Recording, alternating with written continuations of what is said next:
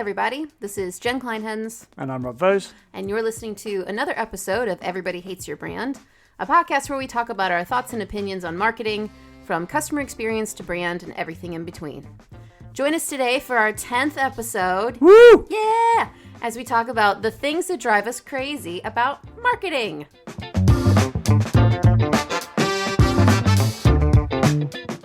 And so this is our 10th episode, which is all very exciting. Can't believe we're quite in double figures. Yeah. Moment of self-reflection and pride. Yeah. And we've moved on. So this episode came about because of an article that I watched, or listicle that I watched on YouTube. We're both big fans of Outside Xbox and Outside Extra, who are both video game content creators and streamers, along with Eurogamer, also very good if you're into video games. And there was a sort of listicle, sort of video article they did about the 7 things that have changed for the worse in video gaming. Yes. Things like microtransactions and loot boxes and day one patches and all these kind of things that never used to be a problem back in the olden days.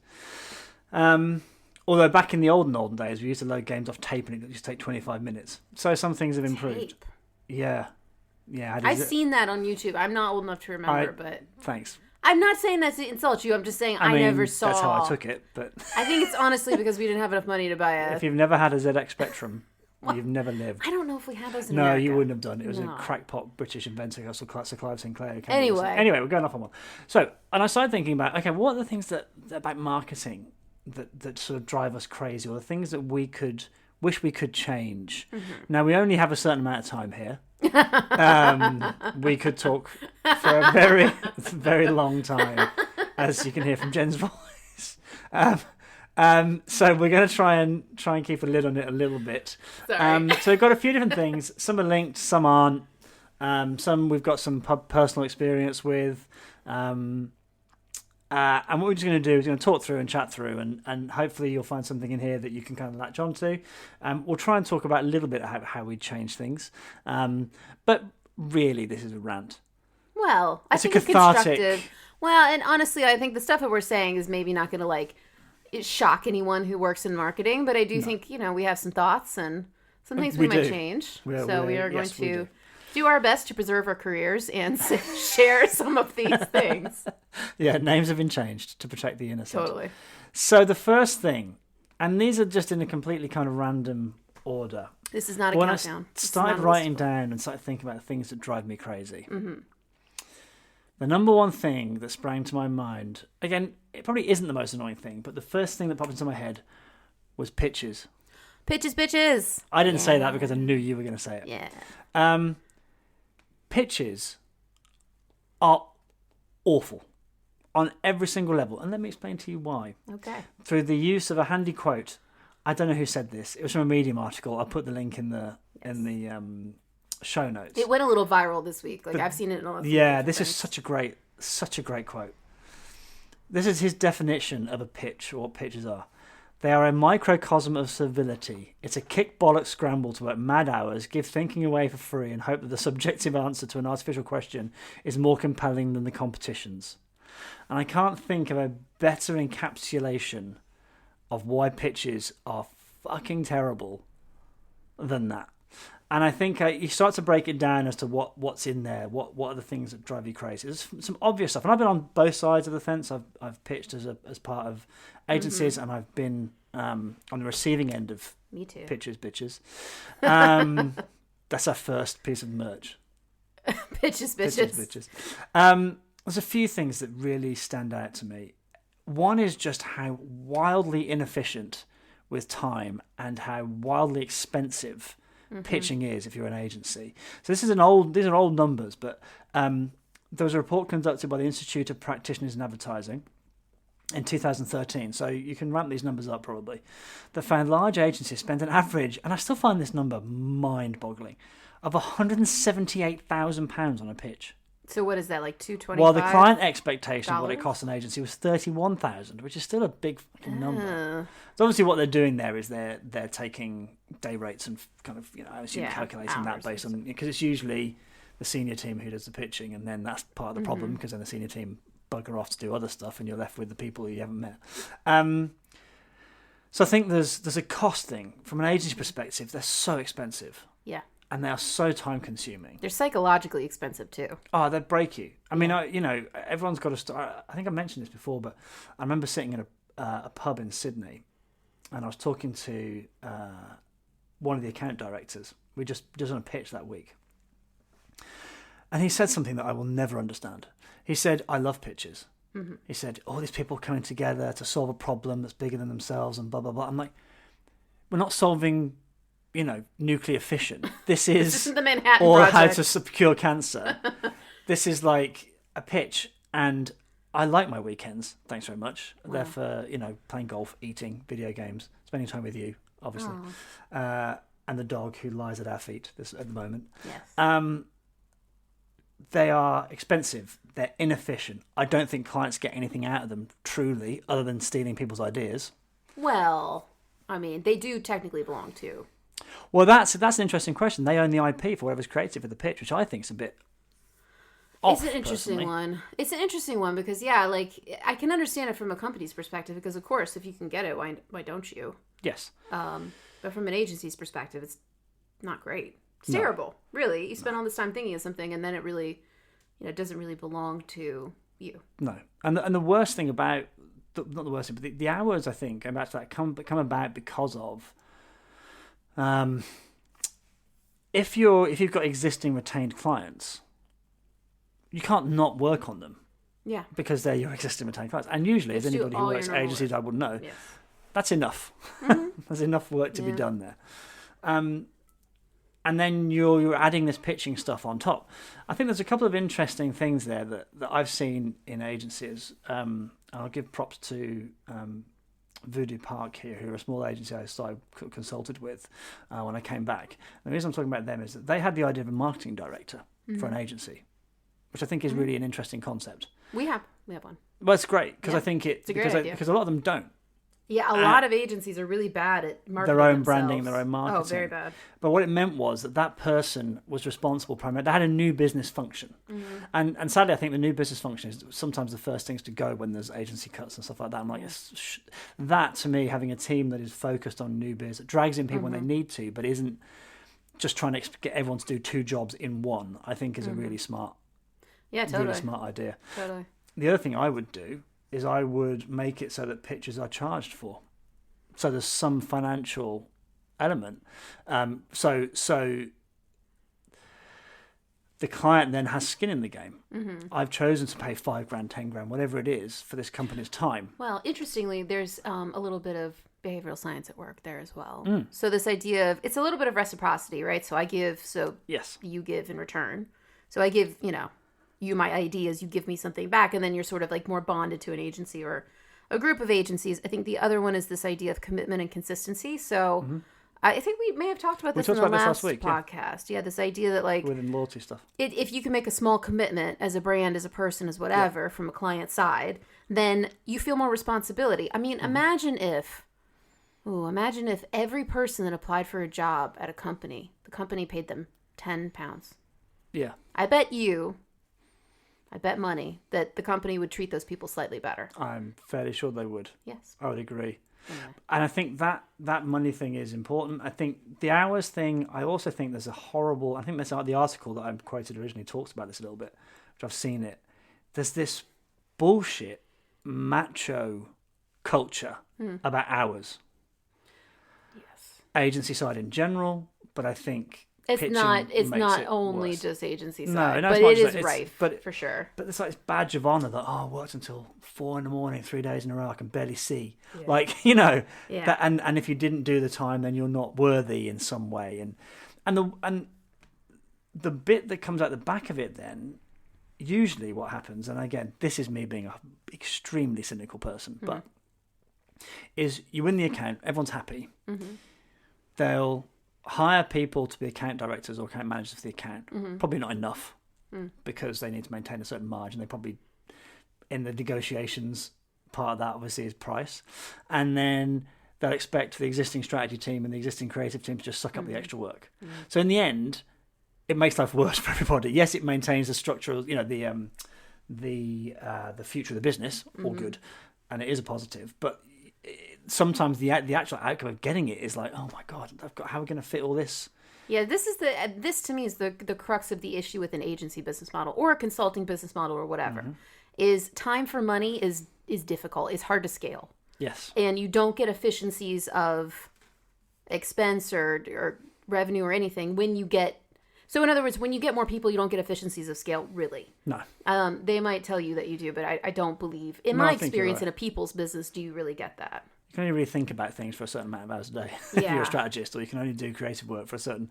And I think that's the cynic. And then the other side, if you're an agency side, there's a terrible stat here that lack of communication. A third of respondents, this is from Trinity P3, a third of respondents said they'd never been informed of the result of their last pitch. What? How shocking is that? A third.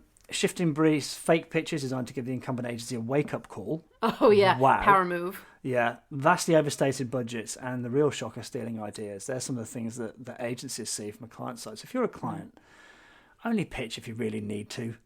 And do you really think about whether you really do need to? Because it's a horrible process, whichever end of the pipe you're on. And if you're a client who's never been in an agency, like, God, buy somebody a beer and talk about what it's like you to have pitch. no idea. Yeah. I will just throw in one last thing that's almost like pitching but concentrated into hellishness.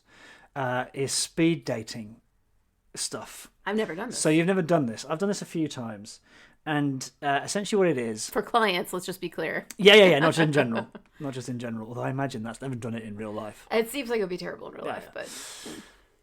So, go to a venue, and in my case, it was Stamford Bridge a lot, home of Chelsea Football Club. And there are, let's say, 15 clients and 15 agencies, however many it is. And each of the clients has put forward a brief of some sort, varying in scope from really detailed to just go think about what's this. CRM? What is CRM? And you go and you explain who you are and what you've got basically 10 minutes, and then the buzzer goes and you got to move to the next one. It's hell on toast, largely because I think a lot of the clients who were there didn't seem like they were there seriously, or they were just kind of rooting for ideas, or like it real was a speed day dating. out, or if it was like and the agencies put a lot of time and effort in before not much. So again, those speed dating pitches terrible. So in general, pitches awful. Try and set up a new business team or a marketing director or somebody who can really push it and help push that along. I'd love to see agencies get paid for their time, even at a discounted rate. I think there's more of a trend in that direction, which is a good thing. And if you're a client, don't pitch unless you really have to. Yeah, this is true. All right, so I'm gonna take that opportunity to segue to my first bit, because I feel like, look, we've both been clients. We have. And I do not like to kind of like dump on clients a lot. Do you know what I mean? Because it's difficult to be a client. It is. And I think, being, I don't want to say being agency side, because, I went to ad school and did the whole thing. So like it's I've been kind of in that world, or had one foot in that world for quite some time, including when I was a client. Is this idea from sort of a client's perspective, or from an agency's perspective, that it's easy to be a client. Oof. And, this is not true of every client. This is not true of every agency, but I think it's more common than I think it should be. In terms of agencies, consultancies, whoever, feeling like they are smarter than the client. There's a savior complex, I think. Well, there's a little bit of that, but I think there's also a little Dunning-Kruger at work, which is, if no one knows what the Dunning-Kruger effect is, Donald Trump is basically the living embodiment of Dunning-Kruger. But it's this idea of, like, your confidence is highest when not enough. Yes. So you're super confident, but you know nothing. You've read one article on something, and all of a sudden you think you're an expert. Well, I think it's like... But it is. It's a little knowledge, that, isn't it? Yeah. It happens when you get a little knowledge. Yes, it's a dangerous thing. Yeah. Exactly. And I would, again, having done both, look, this is anecdotal stuff. But I do think there's an element of that. I think there's an element in certain agencies of there's an institutional arrogance of, we know best. And if you were really talented, you'd be at an agency. Well, interestingly, when I went through my MBA programs at Emory University, which is a brilliant top-tier MBA program, really, really smart people, the usual suspects from the consulting world come there and do their sort of recruitment. And there was a prevailing feeling, and I think this is true across many top tier MBA programs. This is not meant to make any kind of comment on Emory or anything like that. But this idea that in MBA programs, the most coveted spots are consulting gigs. They're like, the smartest people should become consultants. And I get that on one hand, but I also, again, drawn back to this, you can find it on YouTube, but it's basically Steve Jobs talking to Stanford MBA students. Yes. And he says, who here has owned something and who here has only ever been a consultant? Yeah. And he's like, that's a real shame because, spoiler, most of them either want to be consultants or came from consulting. And he's like, it's a shame because you need to know what it's like to own something. And I think, again, that's the benefit that you get as a client. And that's the benefit of agency folks. If you have never worked for a client, try to work for a client, and not just when you get too tired to keep working at agencies. Don't retire to client side because it is very, very valuable. Well, it is going to an agency when you've only been a client. As I say, we've done a whole podcast on this. I think it was our fourth podcast or third about. I feel passionately about this. You should sit on both sides of the fence. Class. I would agree with you. I think it's. I've seen it. I've seen that kind of thing. Bloody clients don't know what they're doing, and well, actually, whereas actually I can see it the other way around. You got kind of agencies who come with fanciful ideas of stuff that just aren't achievable. I don't want to go around ground we've already covered to a degree, but I think that's true. I think also we talked about delusions of grandeur, which is a phrase, which is the second piece of merch, which I think happens a lot agency side. I think. How can I put this politely? I think there's quite a lot of self-importance in the sense of, we're doing all this amazing sort of creative stuff. Which is true to Which an is true. And I'm not denying that. But ultimately, you're selling stuff. Yeah. And if your stuff isn't making money for the client... If it's not pragmatic for a client... You are doing a bad job. Well... I think, look, there's a reason why people hire outside vendors, consultants, agencies, whatever. Lots of different reasons. It's because when you are a client, you are so down in the weeds of management and kind of making sure people do what they need to do, or managing your team or whatever, that it becomes really difficult to do that kind of thinking, and you need to hire someone to do that kind of thinking. But I think the dark side of people who do that type of thinking, be it consultants, agencies, vendors, whatever, software development. There's a whole bucket of people you could put into this. I think the flip side of that is when you haven't had to go through the process of selling in something internally or making a business bureaucracy case. I've seen a lot of agencies pitch me ideas as a client where it's just this is never going to fly because of 3 to 4 really pragmatic things, and it's not like I don't want to fight for it. It's not like I see it's a good idea and I'm just too wimpy to go fight for it. It's like I just know what the answer is going to be already. But there's a few things we could do to make this more of a sellable idea for me and make me as a client my life easier. And I think that point you made, that I do think clients err on the side of caution for that reason, and I do think that's your job. It is important that agencies try and push to a degree, but push within the bounds of reality, I think, is the key point. And I think we're kind of covering to a degree what we've talked about here, but I think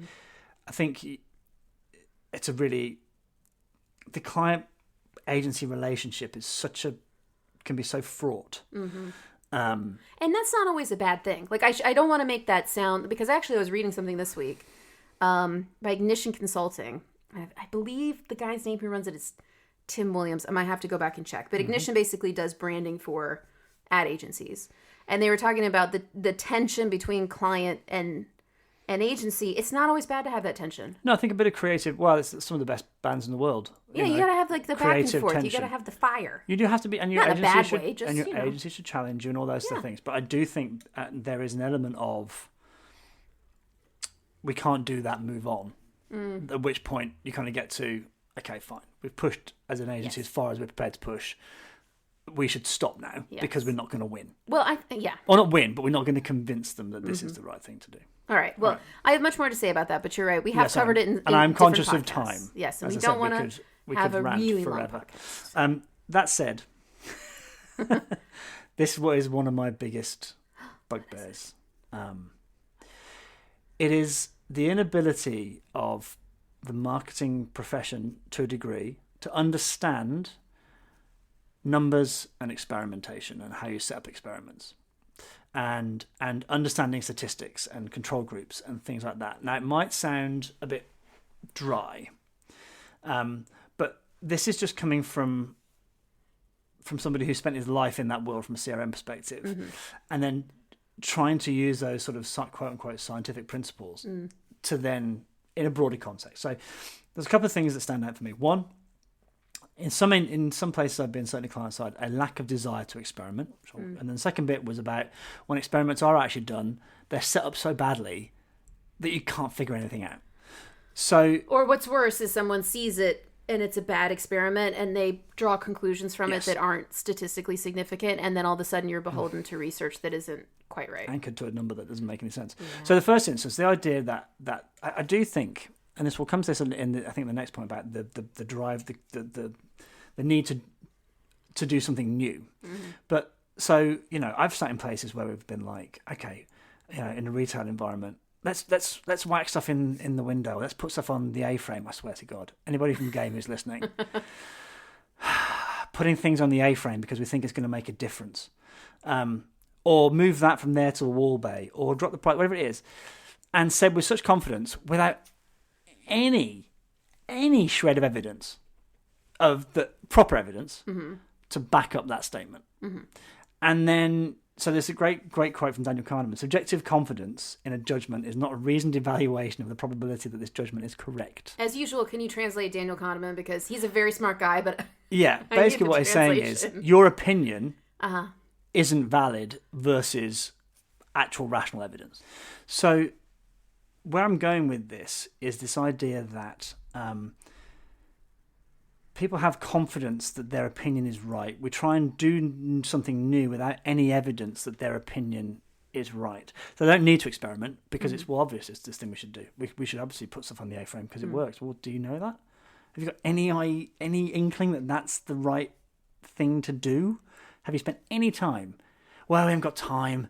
We just need to do it. Just get it out. We just need to I haven't got time to do a little test cell. We just need to. It's the right thing to do. Just roll it out. We think it's the right thing to do. Because they're assuming new is better. And it drives me up the fucking wall. Oh, excuse your language. Well, we've got an explicit label on this. NSFW, sorry, everyone. Put your headphones up. Sorry, Mum. Then, let's say we jump over this hurdle and then say, okay, we are going to do an experiment. The inability of people to set up an experiment to get learnings that they want boggles my mind. That is, listen, I agree with your point. I also think that's a tough road to hoe because if you set up an experiment correctly, chances are you're going to make less money. Do you know what I mean? You're going to have to pull a control. You're going to have to do whatever. Or that's their perception, is that we put something someplace and don't put it some other place. If it works, it's great, but then we miss out on money in this control. Yeah, but you don't know you're missing out on money. So I think that's phantom. I'm saying that's the mentality. Sorry, I'm ranting at you as the avatar of all marketers in my history. But there's this element of, there's a few things I see that drive me nuts. So we'll put it live and we'll just check pre and post. Yeah. Okay, but maybe the thing that you're measuring has such noise in the signal, there's such up and down, that even when you see afterwards, you won't see the uplift that you want to see. Yeah. Advertising, to quote Byron Sharp, is a weak effect. So you're not going to see this. So unless your pre is dead flat, that's a terrible thing to do. If you set up a control group, let's say you're looking to test some new in-store advertising or something, and you select a bunch of stores you're going to put it in, but your comparison is a completely separate, different bunch of stores who look nothing like the stores that you're putting it in. Yeah, you can draw no conclusions. It's also difficult if you don't have scale to do that, though. Oh, it is. Don't get me wrong. 5 stores. Look, there are certain times when I understand you've got to go live with stuff. Something breaks, or you've got a new. I know your web platform is about to not be supported. So yeah, there are those examples where you do have to do something new. I understand that, but if you're going to the trouble of setting up an experiment, you may as well go to the trouble of setting it up properly. True. If you want to test something, do it properly. So. Couple of simple things. Make sure your control group is taken correctly. Make sure you're clear what you're measuring and how. So if your measure is, if you're going to say, okay, we're going to change the checkout experience in store, we're going to do X, Y, and Z, and we think the thing it's going to do is create a better feeling of customers coming out of the stores because of peak end rule, or we're going to improve the NPS. Okay, can you measure NPS at a store level? Yeah. If I'm not saying can I'm answering I'm you. I'm saying as a rhetorical to people who think about this, can you measure the thing that you want to measure to the granularity that you can see a change? Yes. So I would implore you, spend time with your insight teams if you've got them. Spend time with whoever agency, whoever it is, to figure out what this experiment is, what you're trying to understand, what your hypothesis is, how are you going to measure it, what are you measuring before. So experiment properly. That is all I ask. I've seen so many things and conclusions drawn on shonky experiments and shonky data setups where people go, well, look at this, it's because this. I'm like, there's a million different reasons that could be happening. To quote Mark Russell, who used to work for me, and I think he's currently head of data inside Clemenger in Melbourne. The phrase confounding variables came out of his mouth more than any other sentence, I'm fairly sure. There are so many different things that could be affecting the outcome. Just put a bit of pre-thought in, and I'm trying to calm myself down now because it drives me crazy. Anyway, that's my soapbox. Those are yours. All right. So interestingly, I've got a few left, but I think that the one that's kind of, I think, a good segue from what you're talking about is, the bias towards action and all of this. Oh. It kind of reminds me of, there's a Peter Drucker quote that I'm going to totally screw up. So Peter Drucker, if you don't know who he is and you're listening to a marketing podcast, go Google it and don't tell anybody you don't know who Peter Drucker is quickly before you Google him. Anyway, he basically had a quote that said something along the lines of, like, we're always teaching managers what to do, but in most cases we'd be better served to teach them to stop, like what to stop. So this idea of bias towards action and everything. And I think the way that tends to manifest in marketing and advertising is shiny object syndrome. The expression they use on this side of the Atlantic is magpie. Yeah, digital magpie, yeah. Yes, always kind of hunting for the next new shiny cool thing, whether we need to be there using that or not. And I think there's the sort of, everything dies. Everything's dead. TV's dead. Cinema's dead. It's dead. It's all dead. Mail's dead. Yeah. Why would we? There's this desire, I think, to deal in absolutes. The world is not absolutes. Because it's marketing. It's clickbait. It's titles. New, and that's the problem. and I think we're getting into a bigger cultural issue here of the world looks for a simple answer when there are very few simple answers. True. And I think, we're not, it's so TV is all we're obsessed by the news, you said. So it's Tinder for this, it's Uber for that, or whatever the hell Gary Vee's banging on about this week. And most of it is bollocks created by somebody who's got a vested interest against the channel that they're accusing of being dead. You always have to question the messenger. You always have to look, I don't want to be super cynical, but I think whenever you have situations like that, you have to say, like, well, how would this person benefit if all of a sudden the whole world went on TikTok or whatever? Like, exactly. Yeah.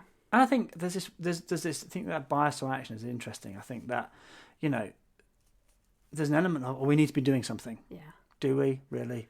Need to be showing that we're doing something. Showing that we're doing something. Which I can understand from the perspective of, like, are we thinking about that? Are we considering that? But never in my life have I seen anyone at a client or an agency or a consultancy or anything go off. I mean, I've done this very rarely, but when I believe in it, I do. Is just go off and explore something and present a point of view and say, my point of view is we should not be doing this. Yeah. I literally can count on one hand the times I've seen a presentation that said, here's all the stuff we've explored, here's the business problem, we've been talking about doing this thing, but actually we shouldn't be doing anything at all. Which, to quote the Queen once again from The Crown, I swear this is the fourth or fifth time. I don't care. It's a great quote. I'm going to make it a poster in my office and put it up there. Oftentimes, I believe she said, the best course of action is to do nothing. Exactly right. But sadly, you can't bill for nothing. So exactly, and that's part of the problem. And that's part of the ties problem. Back to the agency model you were talking about earlier. Well, and I think on the client side, you can't get promoted for doing nothing, can you? No, and I think there's a couple of drivers for it. I think this idea we seem to get bored. Oh, it's bored. Well, the same creator's been on for 3 weeks. Yeah. Your customer shops with you on average like once every 3 months. What are you worried about? I have a great example for this. So in the U.S., there's a brand called Smuckers. So Smucker's makes jams and jellies. And they had the most... Sounds filthy, but that's just my brain, Smucker's is a person's name. Okay. Smucker's. And it had just like a really old-fashioned kind of labeling. It's been basically the same since I was a kid. And for many years before that. Mm-hmm. And they've just gone through this whole rebrand where it's not like Smucker's Jams and Jellies. No, it's the Smucker's Co. And it looks like... Do you know what it reminds me of? There's a very famous rebranding in the U.S. of Tropicana orange juice. Yes, I've seen it. You've seen this, where it was like it looked delicious in the old packaging. They put it in a new packaging. It looked like detergent. It looked too modern. That is exactly what's happened with the Smucker's thing. And they're like, well, we just want to reflect where Smucker's is as a brand. I'm like, where Smucker's is as a brand is the jelly I used when I was a kid. You've built, and there's this thing about throwing away brand codes and heritage that have been thrown away. And to your point about the Tropicana one, there's an interesting, the book I'm reading, Eat Your Greens, I'm still reading it, it's a long old book. Yeah. There's a chapter in there, and it talks about the Tropicana thing, and part of the reason is you blur it out, people can still recognise the Tropicana package, the old one, do the new one. That's what they look for. No, they can't. Look for the old package. Because they're looking for those things. There's other things like, an example of that where actually I think the client did the right thing. Working on Westpac in Australia, big bank, and we were doing a credit card acquisition, sort of stuff, digital work and what have you. And the same creative ran for about a year because it was working. Yeah. And fair play to the client for saying, it's working, we ain't touching it. We just leave it alone and let it run until such point we see, we tested things against it to see if we could get any better, and we didn't, so we stuck with the original. To be fair, there is a dark side to this, which is the recent rebranding of like Uncle Ben's Rice and like Aunt Jemima. To be very clear, they should have rebranded those quite some time ago. So we are not including those in this discussion at all. And I think there's another element of why it happens is market orientation. That we are not, like we talked about this in our very first episode, you are not, agencies and marketers are not representative of the population as a whole. That's true. And there's stats that back that up. We are much more digitally inclined. We're much less likely to watch TV. We're much more into Twitter and Instagram and all those things than the general population is. And we then draw conclusions from our own experience into it. And I think I was thinking about this. It hurts us as an industry and as a discipline because we're seen as sort of flighty and tactical. There doesn't seem to be any kind of hard and fast principles. Like I mentioned last week in the What We're Loving this week, the Bob Hoffman article about the 8 principles he'd written about brand advertising, because what are we holding on to? We don't seem to value decent training anymore. Somehow it's out of date or it's a waste of time because things are moving so fast or whatever it is. I use my training all the time. And we look tactical. Gary Vee, bless him, I think from a management perspective, he says a lot of smart things about how to manage people and all that sort of stuff. Yeah. As a marketer, he's a tactician. Yes. He promotes 2 or 3 tactical channels. Yes. And that's nothing wrong with being a tactician. Well, I have been most of my career a tactician. CRM, loyalty, they are tactics. They're not strategic. And I think we are I think Ritson talks a lot about this, Mark Ritson. We are caught as an industry in shiny tactics, not in the stuff that really matters, which is strategy first, then figure your tactics out off the back of that.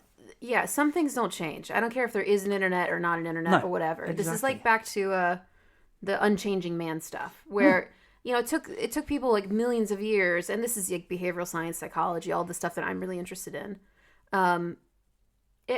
Some things are very, very slow to change if they do change at all. Things like, needing something, feeling like you want to fit in. Yeah. Sort of the classic sort of behavioral science type stuff. I mean, these are the things we should be building businesses around, in my opinion. Yeah. Now, there's always going to be a new platform. There's always going to be some new place to go. And I think we could probably talk to her blue in the face around the pros and cons of like specific platforms and things. But I mean, I'm really a proponent of like, stick to the things, the principles that are the unchanging principles. Yes. And, evolve things for sure. But like, don't, for instance, like underestimate how much time it takes people to notice your brand and see your brand and have the brand be a part of something they're looking for and they expect and they see in their house, in their lives. Like it takes a long time to do that. Yeah. And while variation can be a part of building salience, you have to keep some things constant, because if you don't, those memory structures you're trying to build don't go like, oh, well, the marketing manager's got bored, so we've completely changed the logo every 6 months. Or we've got a new marketing director. Well, which is always the catalyst for trouble. Well. Not always, but it can be a lot of the times. They want to put their mark on something, so they go out to pitch. Don't do that. They want to change something creative. They want to change the logo. They want to change the colour. I think one of the biggest, and I'll go on record as saying this, I think one of the biggest mistakes Game made is going away from the distinctive purple colour that they had for years and years and years. Not many people have that colour for whatever reason, and they decided to go black and white and make it a bit more modern and a bit more sleek. That's and all really that hard kind to of stuff. Out but everyone's black and white. Adidas is black and white. Well, Nike's that's the black problem. and white. And so you just look the same as everybody else. And that kind of stuff, you're throwing the baby out with the bathwater. And I think the tactification of it, yes, you need to understand the tools. You need to understand your toolkit without question. But you also need to understand that VR's not everything. Instagram's not everything. TikTok's not everything. Who's your customer? Where are they? What do they need? And I think that's where training comes in, because you can, like, the things that I learned at the Institute of Direct Marketing around setting up control groups, right, understanding experiments.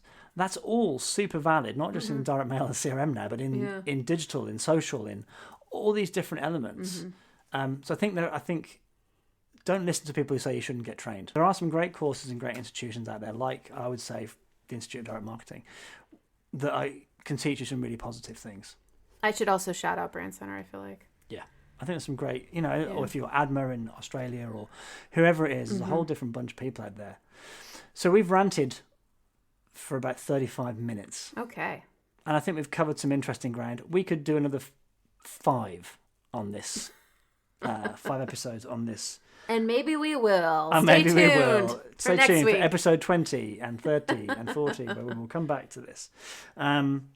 But hopefully you at least found that interesting, thought-provoking. I think there's a few interesting solutions and ideas in there. And a few pleas, I suppose. And listen, I think it's worth saying as well, there's exceptions to every rule. And I think, we're painting with a pretty broad brush. And we're painting with our experience. We're using our personal anecdotes as data. Which is not smart. Another one of the things I was supposed to bring up that I don't like. But I think hopefully we've introduced a few enough data sources in there to kind of validate our experiences too.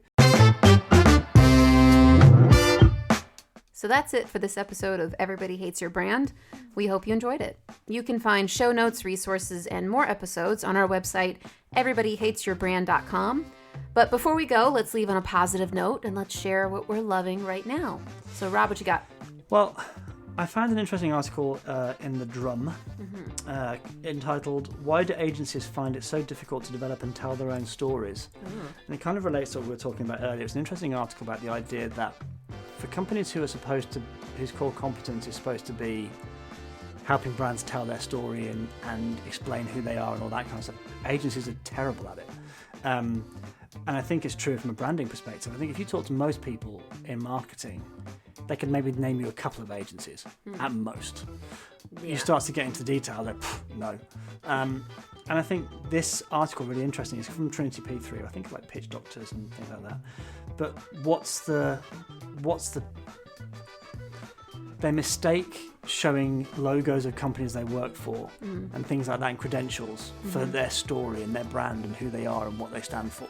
And I think he talks about some agencies that have names like Nothing Is Impossible, Brutal Simplicity, which I quite like. Nothing is impossible. That's terrible. I mean, that's awful. Wow. Truth Well Told. I kind of. That's like I like that. There's something in that, for example. Yeah. But at least those agencies have a point of view. I think it is a failing for agencies in general. That I think Mark Risson wrote about this maybe a year or so ago, where he was talking about the idea that agencies don't understand. They're not great with their own brand.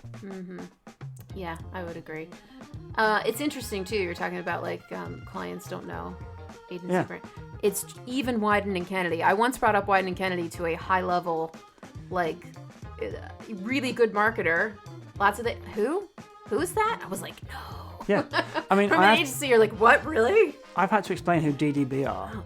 A million times, and DDB are one of the biggest global agencies in the world. Well, they're just not in that world. So no, but absolutely, but they're marketing. So I think that ties back to the delusions of grandeur. So I think it's an issue of agencies, should agencies have a marketing director? Probably. Yeah. Yep. Okay, so I'm going to talk about my thing. And my thing is not an article. My thing is a campaign. And it is a campaign by IKEA, because IKEA is really great. And I apologize if you've seen this before, but if you have not seen it, and you may have not seen it if you're outside of Europe, because it's an out-of-home ad that I believe is just running in Europe. And basically, it's IKEA, and it's advertising their sleep, their pillows, their duvets, their beds, all that stuff. And their tagline is "Tomorrow starts tonight," and it's so good. Like, just Google it.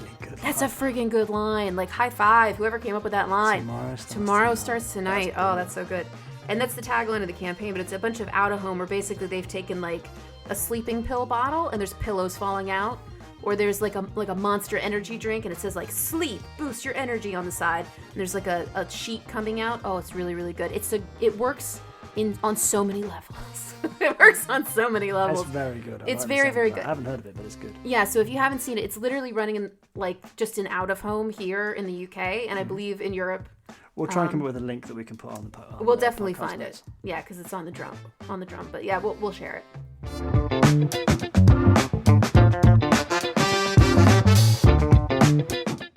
Well, you did it. You've wasted another perfectly good half an hour or so with Rob and Jen and the Everybody Hates Your Brand podcast. Again, you can find us and sign up to our email list on everybodyhatesyourbrand.com and your podcast platform of choice. Have a week. Take great care and be vigilant.